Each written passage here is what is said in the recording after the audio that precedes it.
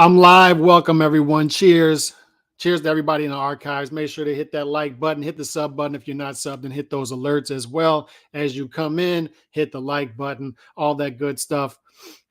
Appreciate all the archive views I'm getting. Appreciate the new subs. Appreciate the new followers over on Twitter.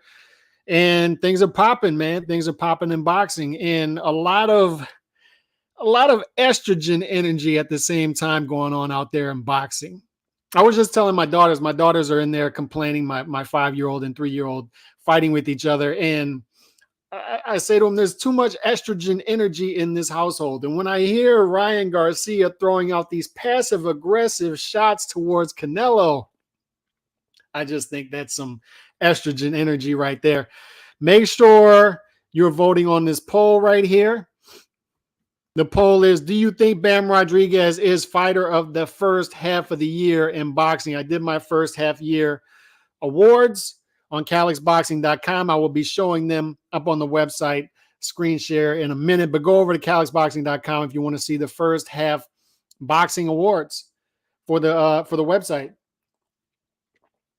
As everybody knows, it is June 29th right now, so June 30th would be tomorrow, so that would be the halfway point of the year. So the first half of boxing is this has been one of the best years in boxing, modern boxing, that I can remember following boxing.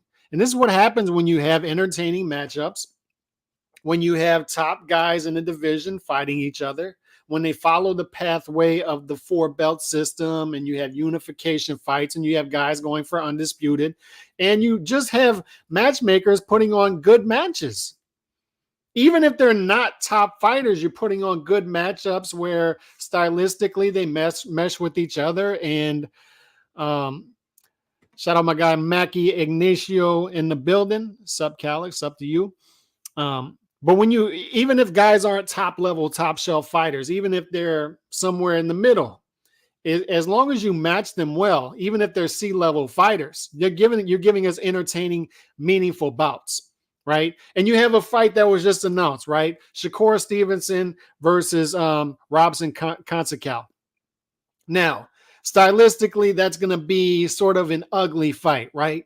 Shakur Stevenson just outboxes guys, right? They don't win rounds against him. I haven't seen a guy definitively win a round against Shakur Stevenson yet. Shakur Stevenson is currently number 9 on my pound for pound rankings. I think highly of his talent. And Conceicao is a guy, in my eyes, who hasn't lost a fight yet. I thought he beat Oscar Valdez last year. So that fight stylistically won't play out well. Conceicao is an awkward fighter. He's tough to look good against. Shakur Stevenson, obviously tough to look good against. So the output is going to be low in that fight. There's going to be a lot of thinking and a lot of breaks in the action. But it's a meaningful fight. So if it's not an entertaining fight, at least give us a meaningful fight that gets us somewhere, right? And this gets us somewhere at 130, although it's not a unification fight. It's not for undisputed, which Shakur Stevenson wants. Shakur Stevenson wants to stay at 130 and become undisputed champion at 130. I don't think he's going to be given that opportunity due to politics, due to guys not wanting to fight him in the near future. I'd love to see him fight Joe Cordina. Would love to see that fight.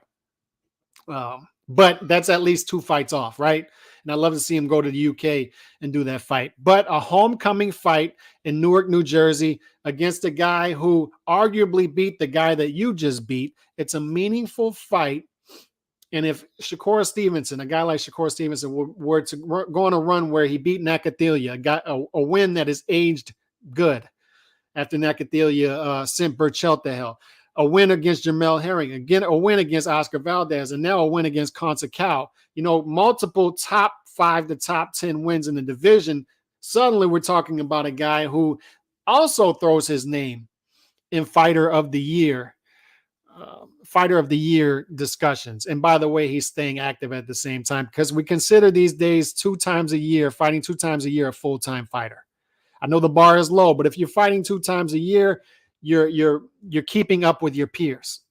Although Bam Rodriguez is going to fight 3 to 4 times this year. His team wants to fight 4 times. So when I do my first half of the year awards, and when I did it on the website, I said, it's going to be tough to beat out Bam Rodriguez this year because in my eyes, he's the fighter of the first half year. And if you disagree with me, please put a comment in the comment section. If you're watching the archives, put a comment in the comment section below and tell me who you think the fighter of the first half year is so far, if it's not Bam Rodriguez. But it's going to be tough to beat Bam Rodriguez out for 2022 fighter of the year if Bam Rodriguez were to go undefeated, because suddenly you'd be talking about a guy who moves up to 115 on short notice, beats Carlos Cuadras, then sticks around and fights the toughest SOB at 115 and defends against him right away a couple months later. And then he's going to fight 2 more times. He's talking about possibly sticking around now to fight Chocolatito at 115. So if he were to be able to go through that run, even if he were to lose like let's say he loses a close fight and goes 3-1. And I mean, I'm throwing this scenario out, goes 3-1 and loses a close fight to Chocolatito. You're still talking about a guy who is 3-1, loses a close fight to a future Hall of Famer. He's still in the discussion for Fighter of the Year. But other guys who could be in the discussion, you're talking about a guy, let's say Errol Spence Jr. beats Ugas, then he gets the Crawford fight and beats Crawford. You can talk about Errol Spence being possibly Fighter of the Year. Shakur Stevenson, I just threw out his name. Let's say Beterbiev and Bivol get a second fight, and then they throw their name in the mix for a possible Fighter of the Year. So you'll have several guys in the discussion, but as of right now, Bam Rodriguez has put himself clear first, a clear number one when it comes to Fighter of the Year in 2022. He's done it in the first half of the year. Before I get more into that and pull up the screen share of my half-year awards, and shout out the GOAT Mario P in the building, Jermel Charlo and Errol Spence, in my opinion. Here's the thing, though. Guys have to fight more than once a year to get that award. There are part-time fighter awards, and then there are full-time fighter awards. To get a full-time fighter award, you have to fight at least twice in a year, and Fighter of the Year is a full-time fighter award. You can't get it part-time fighting. So KO of the Year, yes, you're eligible if you fight once in a year. Fight of the Year, eligible. Performance of the Year, eligible. Upset of the Year, eligible. But Fighter of the Year is a full-time award. You cannot get Fighter of the Year fighting once. I think the only guy who's done it is Teofimo Lopez in 2020, but that's because it was a COVID year. Everybody was either fighting once or none. So his peers were fighting once or not at all. And he was able to, just off the strength of the Lomachenko win in 2020, arguably the best win of the year, gets Fighter of the Year. But as of right now, you don't get Fighter of the Year fighting once in a year. Shout out Nando in the building. Appreciate you coming through. First of all, let's talk before we get more into that. Let's talk about Ryan Garcia. What is the deal? Like Ryan, Oscar, they throw these little shots out at Canelo, right? Like Ryan's out there saying that Golovkin's going to beat Canelo. And look, if he was just giving his opinion that that Golovkin would beat Canelo, that's fine. But we know why he's doing it, right? He takes these little passive-aggressive shots at Canelo. It's salty. And I agree with Canelo's comeback on this. Canelo was interviewed by DAZN earlier, and he's saying, look, we were good with Ryan. We opened our doors for Ryan. We gave him a home here. Him and his dad actually owe Reynoso money that they never paid him. We were good to Ryan. We still cheer for Ryan, but this guy keeps taking shots at us. He needs to worry about his own career. Go win a championship, and then you can talk about other fighters. I love when Canelo talks trash back in English. He's an underrated trash talker in English. He just is. But I understand his frustration because he gets these little shots from Golovkin over the past couple of years. He's been getting these shots from Oscar, and heavy is the crown, man. When you're at the top, and Canelo, although coming off of a loss, is still. I've thrown out this comparison. I was a big college basketball fan back in the day. Even when Duke would not win the national championship, the next year, every team treated Duke like the defending national champion. Every year. It didn't matter what year it was. If they lose in 2005, even if they get upset in the first, second round of the tournament, the next year, every team is still treating Duke like the national champion. Even coming off a loss, even if they're not the national champion. And it's the same thing with Canelo. Canelo's coming off of a loss to Bivol, but everybody's still treating him like he's the top dog, the top guy. And it's because of everything that comes with him. He is still the cash cow.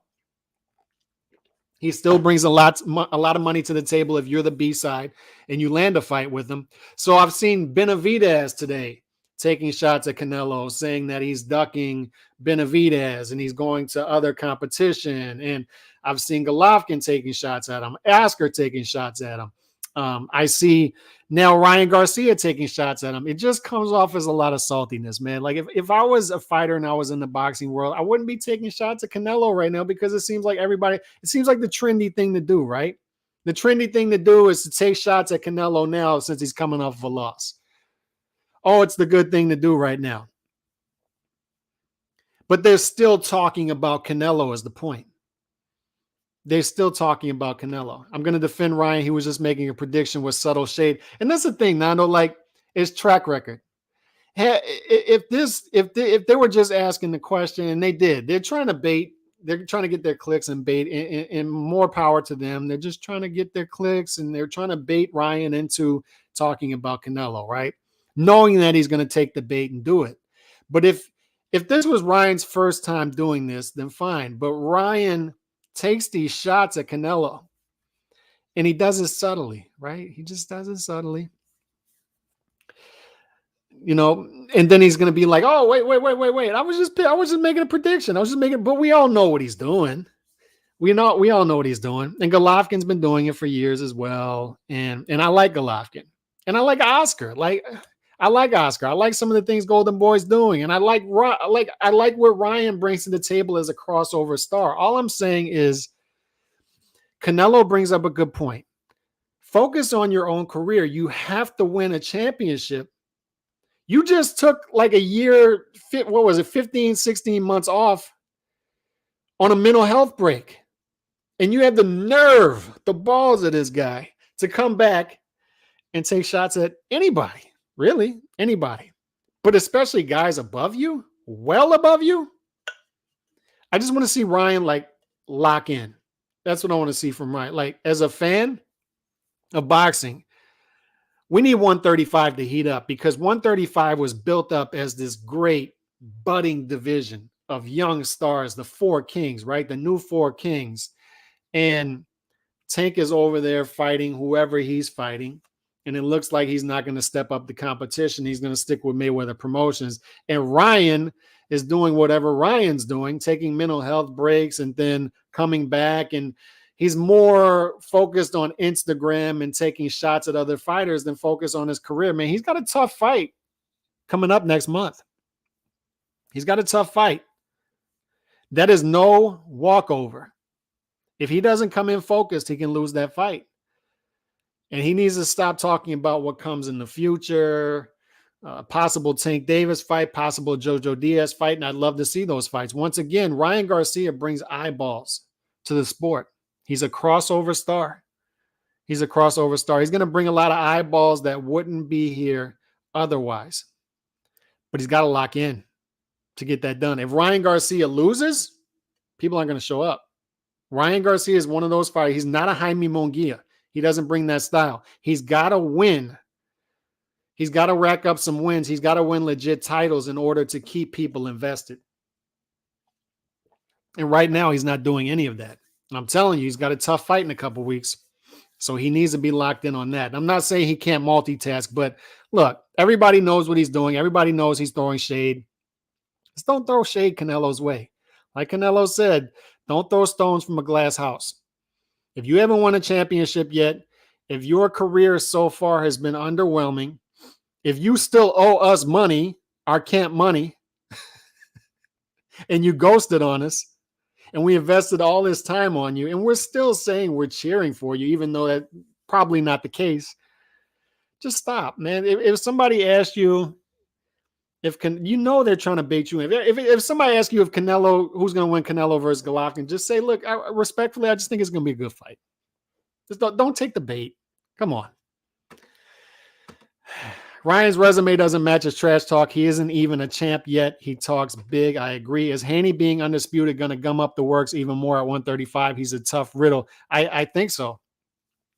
I think so. And the thing with Haney, I was just throwing him out there.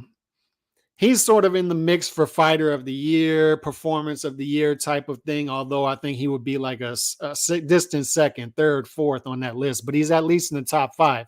Great performance against Kambosos, going over to Australia to do it. I thought he won 10 rounds in the fight.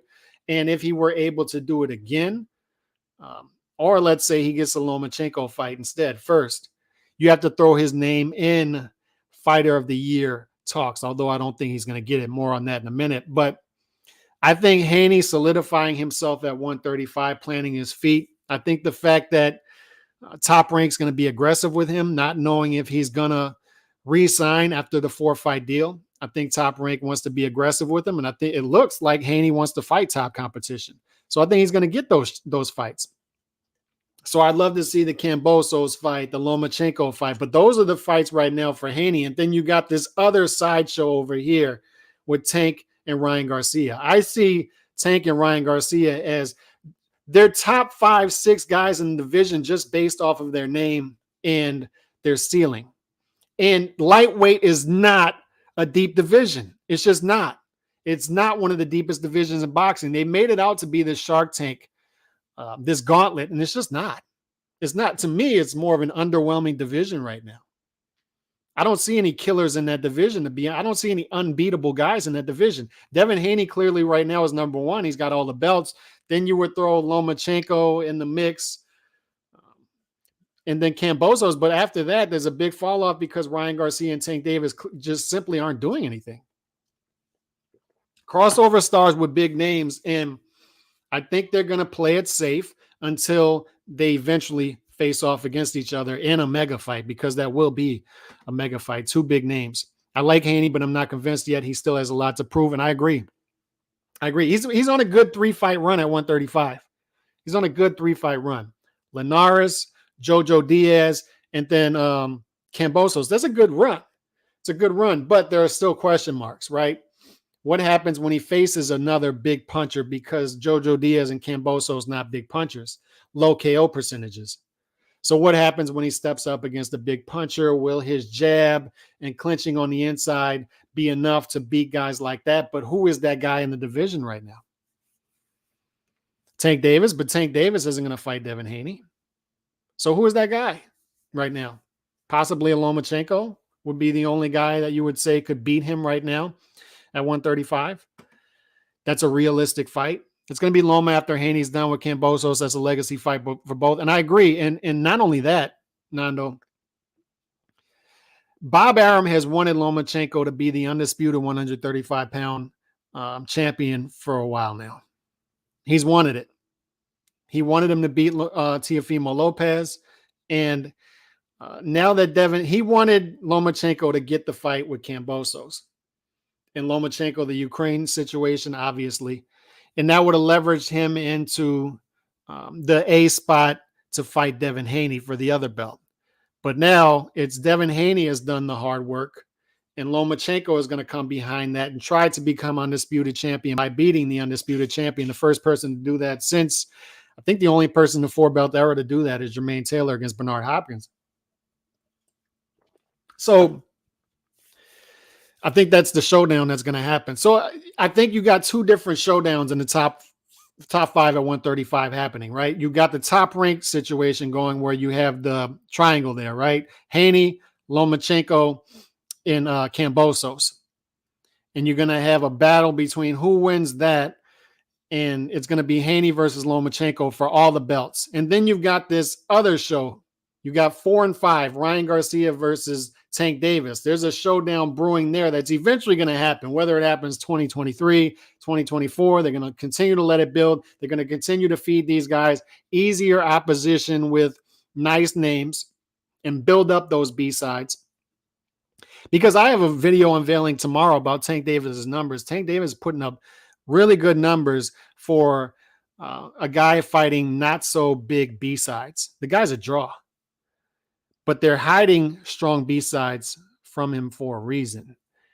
And I want to see what that reason is. And we're going to find out once he fights a top competition. But Tank and Ryan's going to be the other fight over there. So it's going to be Haney and Lomachenko at the end of the day on this side for the legitimate belts. And then you're going to have sort of this crossover big event that, if we're being honest, it's bigger than Lomachenko versus Haney as far as numbers, in my opinion. Because don't doubt me on that. Ryan Garcia versus Tank Davis is a big fight. Two crossover styles. So even though they don't bring a legitimate belt to the table, there's that sideshow in the top 5 at 135, and it's Garcia versus Tank. Those are the two collision courses that are happening at 135, and they need to happen. They need to happen. We need to get this going at 135 because it's sort of becoming sort of a dumpster juice division. This is a good run though, better than Tank and Ryan for sure. That is true. He's number one at 135, and he has earned that. He has earned that. He's in my top 12 pound for pound, and he has earned that, right, by becoming undisputed champion. I like and respect Loma, but he needs to beat Haney to solidify his resume, in my humble opinion. Tank Ryan needs to happen. I agree. I agree with all that. Mikey Garcia retirement. Before I get to my half-year boxing awards, and you're right about this, Team Batman Boxing, 135 is mainly Twitter talk. More stuff going on Twitter than in the actual ring. Absolutely agree.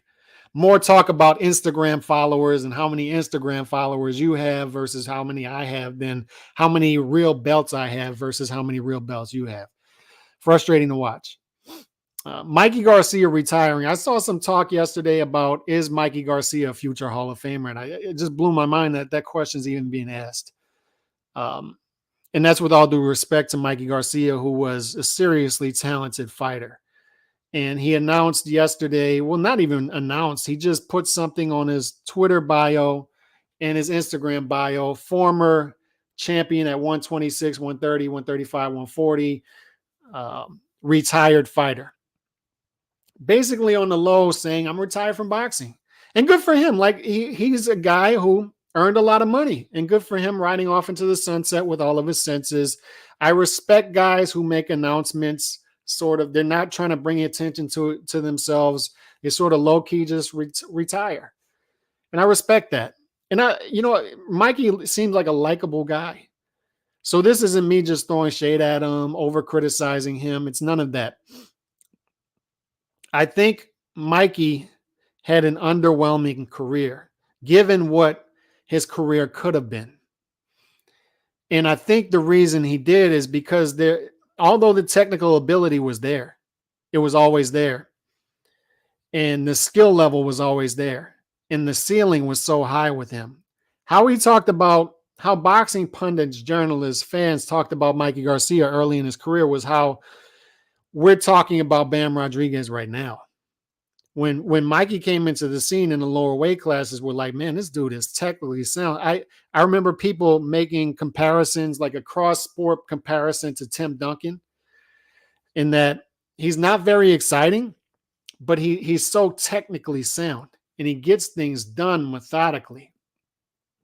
And I think that sort of became like a downfall of his as well, because I think things came so easy to him early that he never really had to put it into fifth gear. And once he had to do those things later on in his career, you saw the deficiencies start to pop up. And I'm not only talking about technically with punching power, all this stuff as he moved up weight classes. I'm talking about killer instinct, stuff that was up here mentally,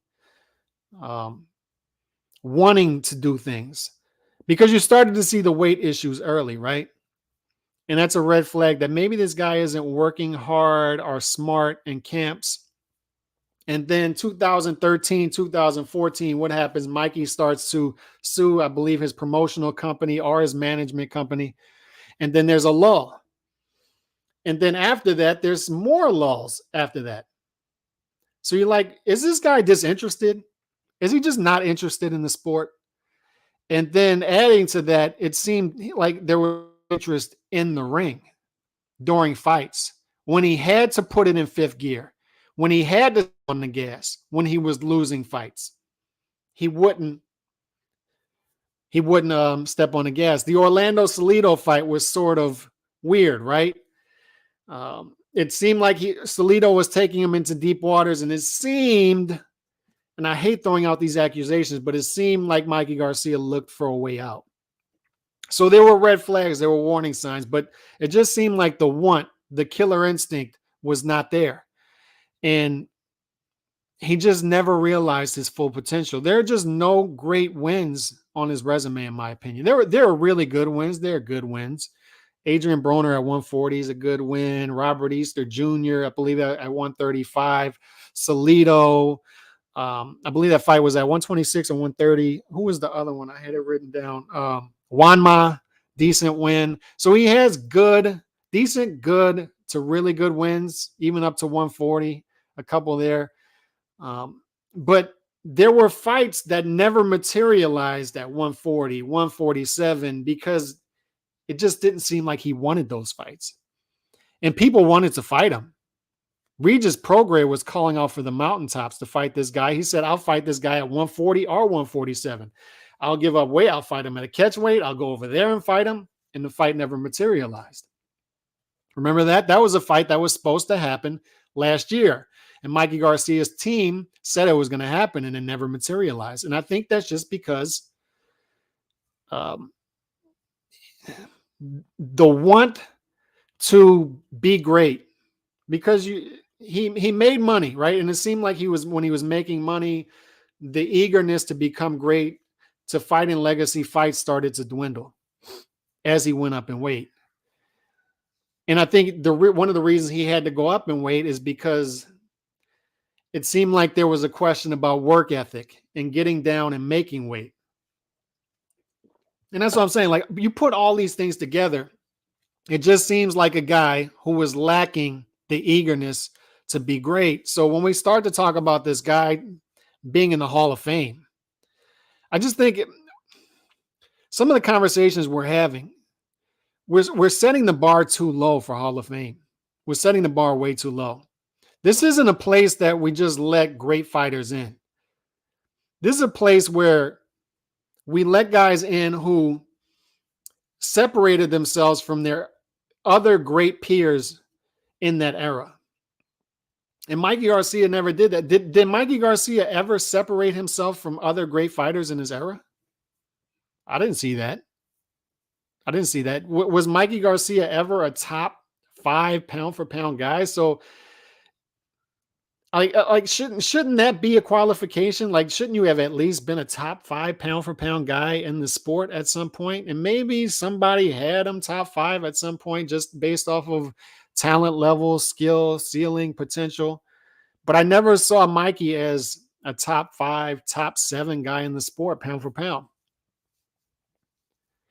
And like I said, what is the great win that you can point to and say that guy was it? Or what's the great achievement? Because the argument for a guy like Arturo Gatti is, yes, he doesn't have any great wins. Yes, he wasn't a great technical fighter, but he gave us all these memories. What he gave us that transcended the sport. He was in multiple, like 3 or 4 fight of the year fights, that won fight of the year, and others that were in the discussion. So at least he brought something to the table. What does Mikey bring to the table to even be considered on the list for possible Hall of Fame candidates? What is it? Let's see. Mikey was never the same after the Spence loss. Getting shut out like that and beat up probably hurt his confidence. And if you watch that fight, it just seemed like it's what I was talking about. Like, if you're losing and you want to win the fight and you're a great fighter, you understand you're in a legacy fight, you turn it up and make adjustments and sell out. But Mikey never did that in that fight. It almost seemed like he was okay with coasting to a decision loss. At the end of every round, he's pumping his fist. It's like, no, you just clearly lost the round. And then his last fight, you clearly saw that his head wasn't in it. People showed up for him. Like, they showed out for that fight, packed the place. And what happened? He put up a dud. And he didn't look interested at all. He didn't really look apologetic after the fight. He just didn't look like he wanted it. And that's why he fell way below his ceiling of what he could have been as a fighter. It's one of the oddest careers that I've seen in boxing, because It looked like it was going to take off. It looked like it was going to take off, and it never took off. It just became stagnant and fell. And we're talking about a guy who turned pro in 2006, 16-year pro, and his career just never took off. He should have been a guy that we were talking about year in, year out from like 2012 on to today. Should have been in big, meaningful fights, and it never materialized. And it's because he didn't want those fights, which is weird. It's an odd career. During Mikey's hiatus, he was constantly posting stuff about how happy he was just chilling. And that's what I'm saying. Like, I think when he got the money, I think it was fine. This just, and I don't know anything. Like, this is just me putting theories out there, but he didn't seem like a guy who really loved the sport, right? He was a guy, sometimes your careers pick you, and I think boxing picked him. And he seemed like a guy who was great at it, but once he got what he needed out of it, which was money, he was done. I don't think he was really worried about legacy, which is why I'm saying, like, I don't understand why Hall of Fame is really a discussion for him, because I don't think that's ever something that it seemed like he strived for. He doesn't have a great win, to be honest. Neither does Crawford. Yeah, I would say Sean Porter is a great win, great-ish win for Crawford. But at the same time, I think Crawford wanted some of the fights he didn't get. And Mikey, I think he could have done without those fights. Mikey could have gotten fights. Like, guys wanted to fight Mikey. Guys didn't want to cross the street to fight Crawford. Right? And guys were willing and ready to fight Mikey, and it never happened. On Mikey's terms, too. Mikey could have been the A side in those fights. And the fights didn't materialize. I just think he didn't want them. But agree, Mikey was never top 5 pound for pound, in my opinion, ever. I don't think he ever was. You don't think him going up fighting Spence wasn't daring to be great? Mikey was top 10 pound for pound before Spence. I think there was a time when Mikey was on the bottom end of top 10 pound for pound based off of what he was doing in the lower weight class, yes. But once he got north of that, I don't think anybody ever considered him a pound for pound great. And yes, I mean, you can say fighting Spence at 147, possibly daring to be great. Yeah, that's a tough fight. Yes. But what else? What else was there? What was there right before that? What was there after? It seemed like a one-off. I don't know. I was at Mikey's last fight in Fresno. Folks cheered him on the way into the ring and booed him out afterward. And I remember that. I remember you telling me on Twitter that you were at that fight. And that atmosphere came through the screen. So I remember saying, yes, Mikey's back. Mikey's back. And it's going to be good for boxing. And no. Mikey was not back. Mikey was back in body only. He was not back in spirit. His head just did not seem there. And I don't know if the training camp did not go good, did not go well. I'm not sure. But I remember saying after that fight that we'll likely see Mikey retire after that, because it doesn't look like his head is there. Let me get to this poll real quick. Is Bam Rodriguez 2022 fighter of the half year?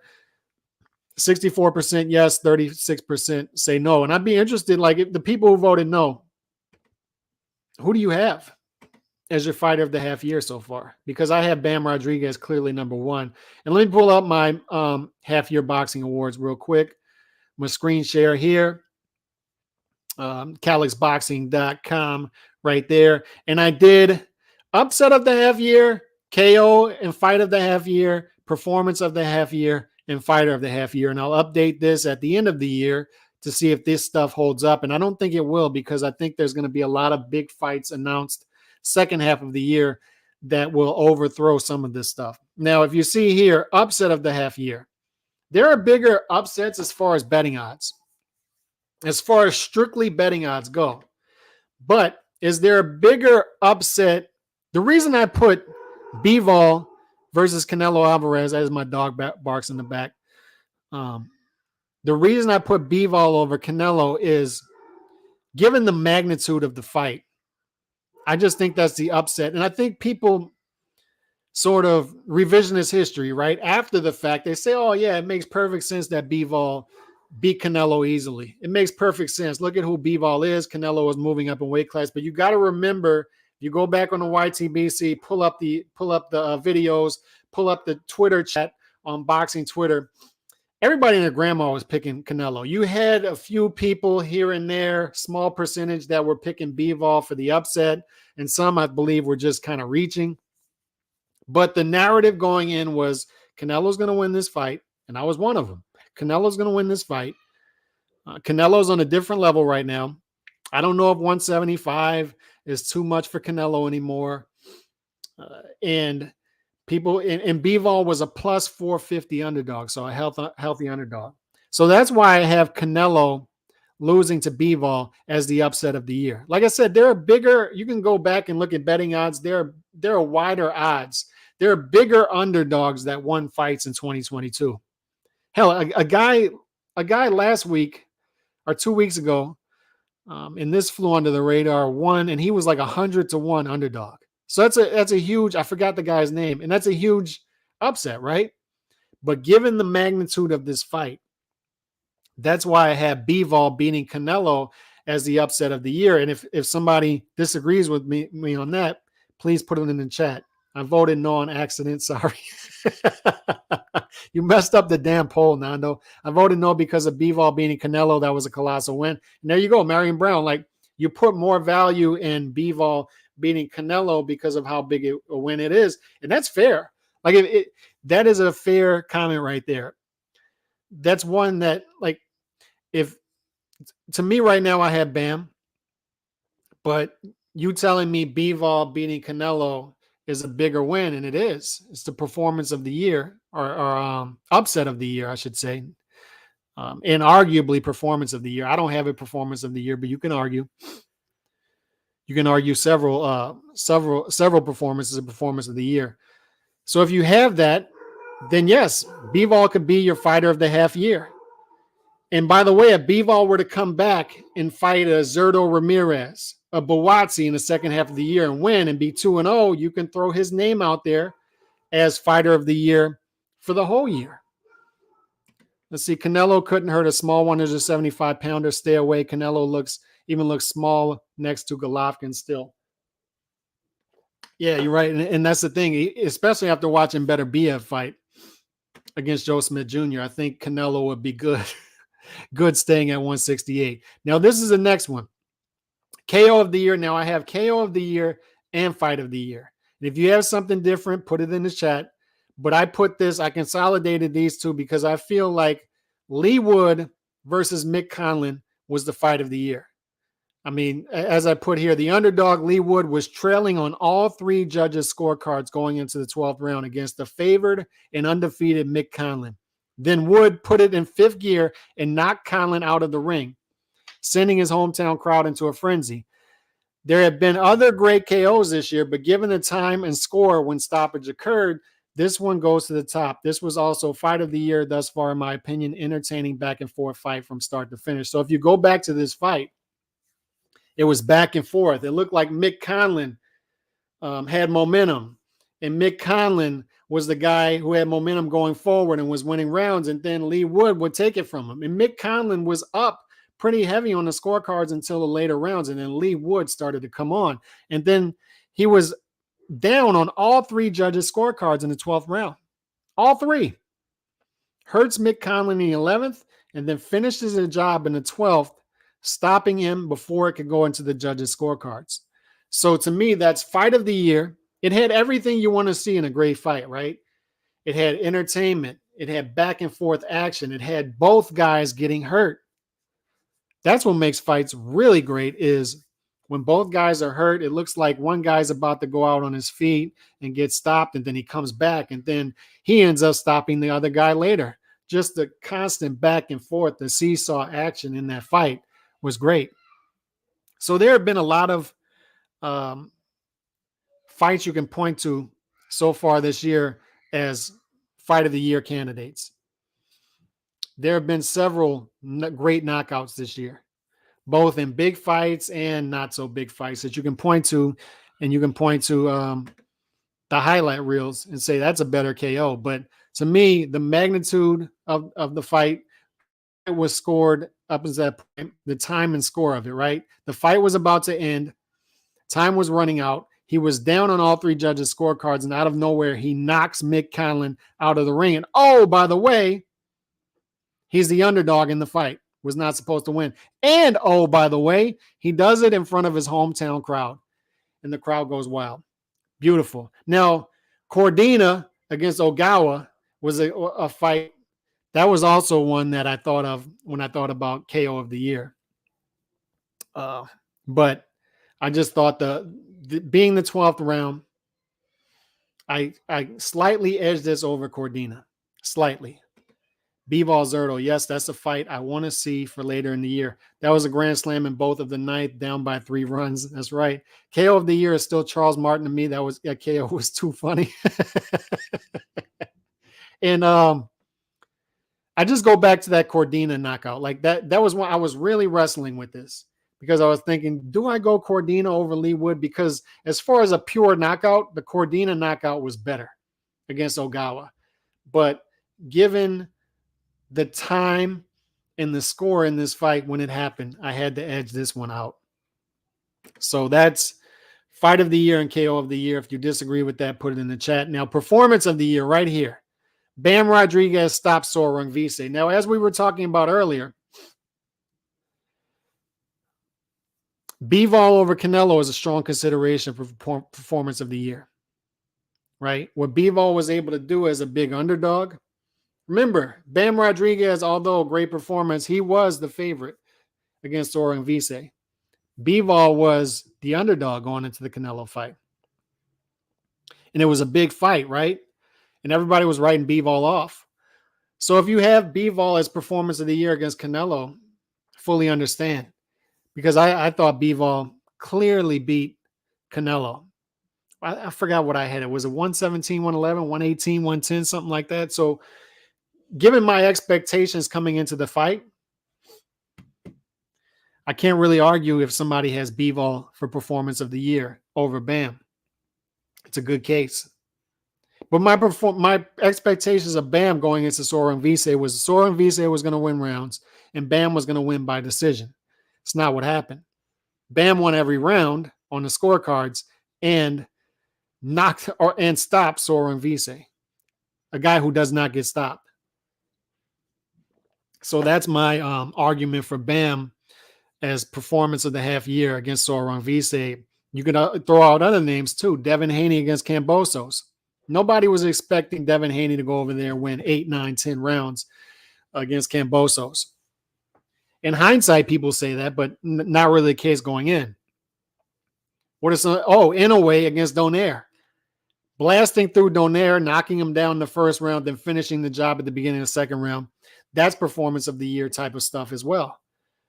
Shakur Stevenson beating Oscar Valdez easy. There are several cases. Like, this is the year of great performances.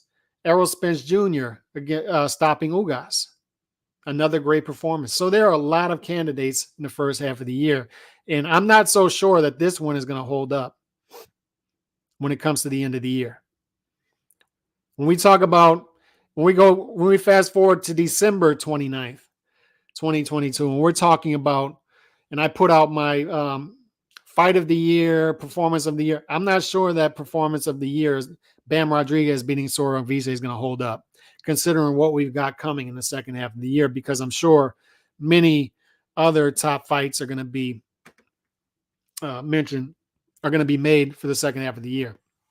Huge legacy fights for Bam versus Chocolatito and or Estrada. That may not be available in 2023. That's right. And I like the idea of his brother, Josh Franco, fighting Gallo Estrada, and then him fighting Chocolatito in a doubleheader in San Antonio. I love that idea. Love it.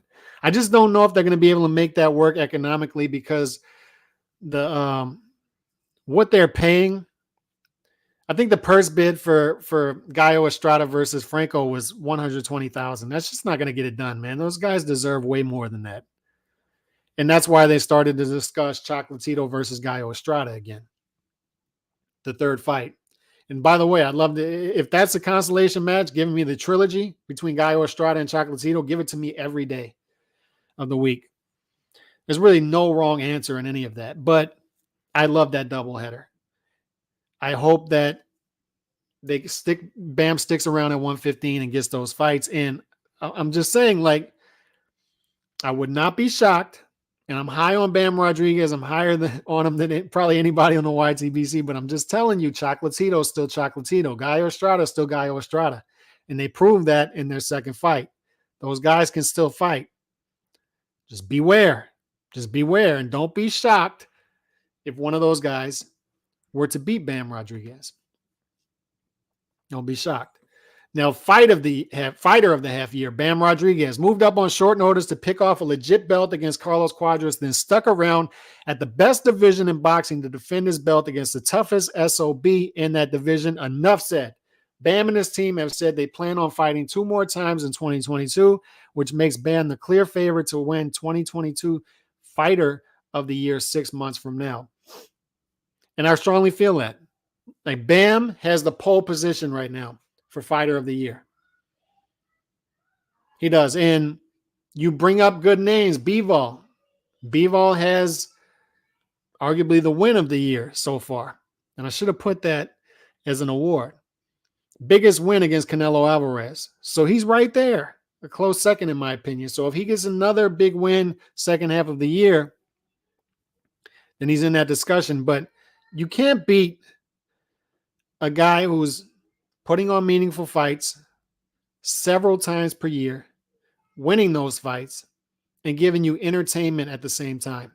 That's what Canelo did last year, and that's why Canelo was the runaway winner of Fighter of the Year. I don't think anybody was picking anybody different. Canelo was like a consensus, and you never see that, consensus Fighter of the Year throughout boxing in 2021. Bam has the opportunity to do that in 2022 because he's following the Canelo blueprint. Give me the top fights in the division I'm competing in. I'm going to fight 3 to 4 times in the year. So I'm going to beat my peers with activity. That's how I'm going to separate myself from them, because there are several fighters now fighting top fighters in their division, but I'm going to separate them with activity level as well. That's how I'm going to separate myself from my peers. That's what we talked about earlier with Mikey Garcia, right? Mikey Garcia had moments when he was great, but he never had those moments where he separated himself from his great peers. Bam's trying to do that here by going for legacy early on. And if he does that, if he fights 4 times in a year, 3 times in a year, goes 3-0, 4-0 against this level of competition, it's going to be tough to beat him out for Fighter of the Year. Ioka out there too, a trip to Japan, possibly. And by the way, another video coming tomorrow, Inoue, Butler is trying to get Inoue to come to the UK. And if I'm Inoue, I jump at that. I think there's a lot of money there to be made. He can build this brand universally. He's already come to America. He's a big star in Japan, and he can fight in the UK and build his base there as well. So, yeah, a trip to Japan is possible. And Ioka, a tough fight, like 115 is just, God, what a shark tank of a division. Chocolatito, Gallo Estrada, Ioka, Bam Rodriguez, Franco, amongst other guys. Sorung Vise is still a top 10 guy after that loss. Just an incredible division. So that's my half-year awards. And I appreciate that. The poll ends 62% agree that Bam Rodriguez is Fighter of the half year so far. On that note, I got some stuff to do. I appreciate y'all tuning in. I'll be back tomorrow.